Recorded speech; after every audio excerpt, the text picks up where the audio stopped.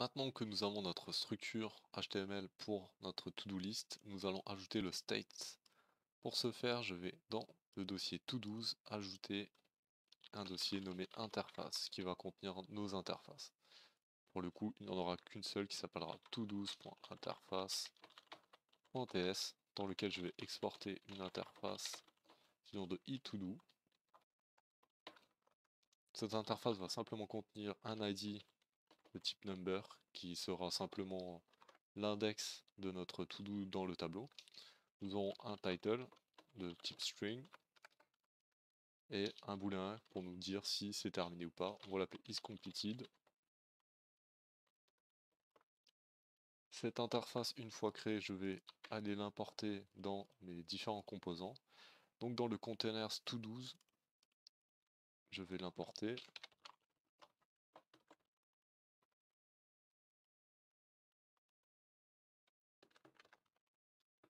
Comme ceci, j'ai simplement à copier cet import dans le composant to-do. Une fois l'import fait, je vais pouvoir aller dans mon container to-dos et ajouter un premier state. Alors, je vais déjà déclarer en private une variable du nom de toDoState qui sera de type eToDo, un tableau de eToDo, et qui aura comme valeur initiale un tableau vide. Ça va être l'état de notre application. Dans cette classe, je vais ajouter également quelques getters. Alors, on va faire un getToDo, qui sera le getter pour les to-do à compléter. Alors, il sera également de type eToDoArray, et qui va simplement faire un return this.toDoState.filter dans lequel nous allons filtrer les to-do qui ne sont pas complétés. Donc on fait toDo's is completed.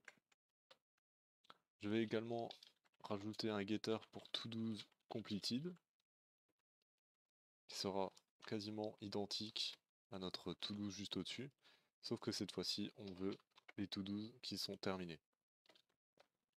Maintenant que cela est fait, on va pouvoir ajouter nos différents compteurs. Vous avez X tâches restantes et terminé X.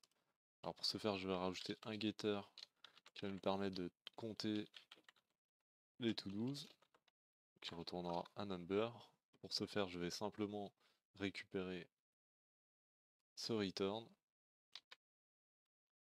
Et à la fin, je vais faire .length. Vous pourrez tout simplement faire return this.todo.length. Je peux faire également la même chose pour les to-dos completed.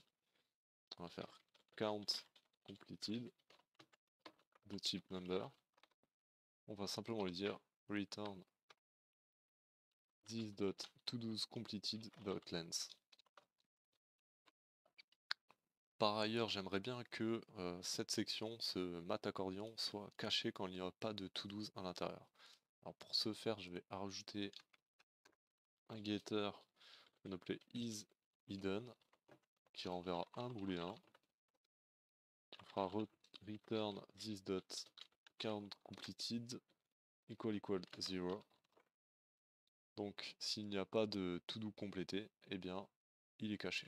Alors pour cela, dans la partie HTML, on va rajouter l'attribut hidden et on va le binder à isHidden. Une fois le rechargement effectué, on voit qu'il a bien disparu. Voilà pour le state de notre application. Dans la prochaine vidéo, nous verrons le binding pour binder une to-do à notre composant to-do. A bientôt!